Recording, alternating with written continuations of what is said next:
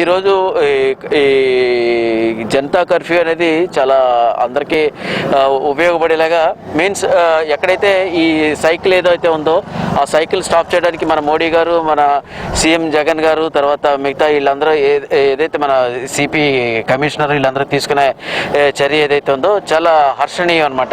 ఎందుకంటే ఇది కంటిన్యూగా ఇలాగా అట్లీస్ట్ అప్ టు 31st అన్నారు కాబట్టి అప్ టు 31st వరకు పెడితే అందరికీ ఒక అవేర్నెస్ తెలుస్తుంది. ప్లస్ ఇది ఇమ్మీడియట్లీ స్టాప్ అయిపోవడానికి కూడా చాలా యూజ్ఫుల్గా ఉంటుంది.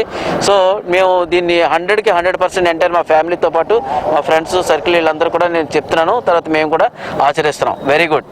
ఇప్పుడు ప్రధానంగా విజయవాడ నగరంలో ఇంకో 3 days ఎక్స్టెండ్ చేస్తామని చెప్పారు సార్ కమిషనర్. దాని గురించి మీ ఒపీనియన్?